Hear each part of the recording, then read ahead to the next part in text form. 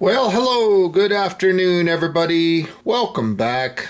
Vanjitsu08Z here today. I'm back. I hope you guys are doing wonderful out there. As you can see, we're going to be talking about a Makita 18-volt LXT lithium-ion brushless half-inch square drive impact wrench.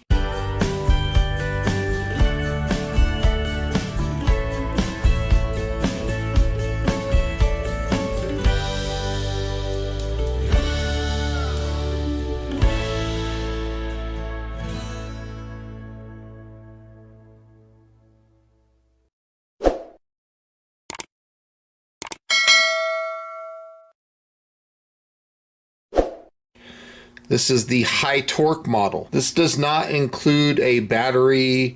It does not include a charger or a bag or a case or anything like that. This is only the tool. This is model XWT08Z. I'm very excited about this. I purchased this with the objective of taking the lug nuts off of my Chinook in case I need to rotate the tires or something like that. You have a half-inch anvil with friction ring for quick and easy socket changes, compact and ergonomic design at only 9 inches long, 3-speed, so you go from 0 to 900, 0 to 1000, and 0 to 1800 RPM. And then you have 3 different fastening torque settings: 0 to 1800, 0 to 2000, and 0 to 2200 impacts per minute. It provides precise fastening control. So very interesting. Brushless motor delivers 740 foot-pounds of fastening torque and 1180 foot-pounds of breakaway torque. Those numbers are outstanding. Those are high numbers. Now I understand why they call this high torque impact wrench. That's no joke. Most of your air ones that you pick up, the inexpensive air ones anyway, they run somewhere in the neighborhood of 250 foot-pounds. So this is considerably more powerful. The efficient brushless motor is electronically controlled to optimize battery energy use for up to 50% longer runtime per charge. The electronically controlled brushless motor efficiently uses energy to match torque and RPM to the changing demands of the application. Very interesting. And then the last bullet down here, the brushless motor eliminates carbon brushes, enabling the brushless motor to run cooler and more efficiently for longer life. So let's go ahead and open this up and see what's included in this box. Pretty simple. Pull that stuff out. It pulls out like a drawer. And I don't see nothing left in that box. So here we have a hanging thing. This is so we can hang this thing on a rafter or our belt loop or something. Very cool. Here is the impact wrench owner's manual. So we are XWT08. So let's take a quick look at that. Here is some of the specs of the impact wrench. And this thing, from what I can tell, this thing is going to be pretty powerful. Feel free to pause your screen if this is anything that you want to hang on to or read a little bit longer. I'm going to get through this fairly quickly. I don't really see anything too significant. It's talking about putting the batteries in, so I'm not going to bore you too much with this. Indicator lights. Telling you now right here, we could take a look at this stuff here. Changing the impact force. And then here's a little bit of information on that.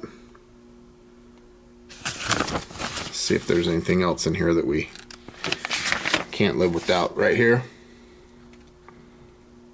Nice little charts and information. And I don't think there's too much more to this manual that we need to know. Some little charts and stuff, and that's about it.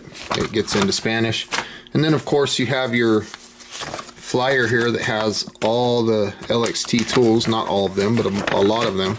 270 plus tools for the LXT line. That is a lot of tools. They all fit this battery. This is pretty cool. I love that Makita does that. And then of course this is some warranty card information. And now we can take a look at the impact wrench itself. Boy, that thing is heavy duty. That thing is tough. Very cool looking. It weighs quite a bit. Here's a look at the side of it. Very cool. This wiggles because they don't want you to transfer all of the impact down to your battery to damage your batteries. So the batteries enter very easily. Click those babies in. Right now you can see we have one indicator illuminated down there. There's 2. And then there's 3. That's basically low, medium, and high. So on low, if I set this down, and it's a variable speed trigger, so you can go from anything up to everything. And that's pretty good RPM. Let's go bump it up to medium and see how that feels. Little more, and then let's try this bad boy on high.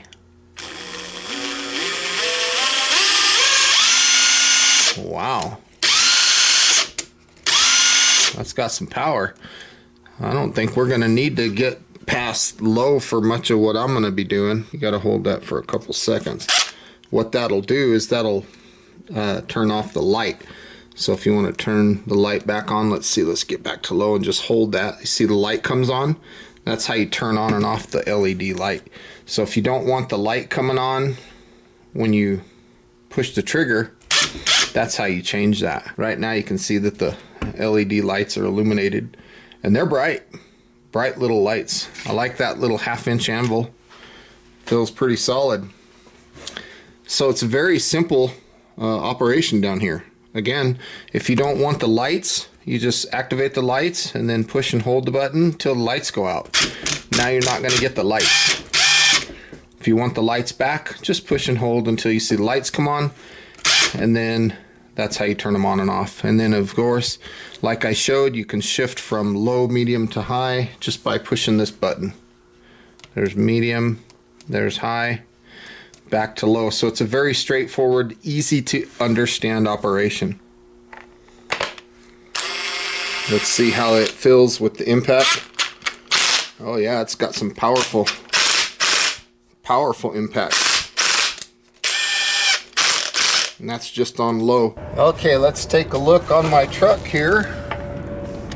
I have this thing in low range.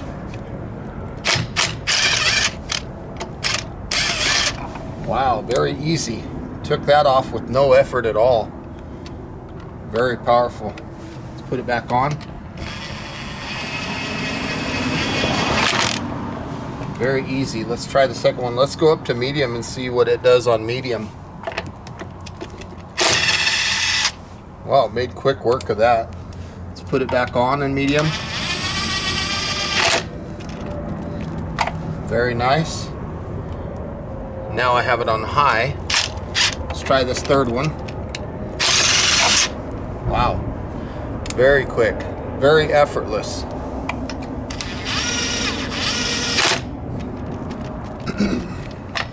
And of course, since this is so powerful, when I'm putting these back on, I'm waiting to let off the trigger. It doesn't have, that I know of, any let off function that'll stop. So once you get up to torque, that's on you. You don't want to strip these out. So let's try this other one. I'm going to go back to low because high is just too much, I think. Very easy.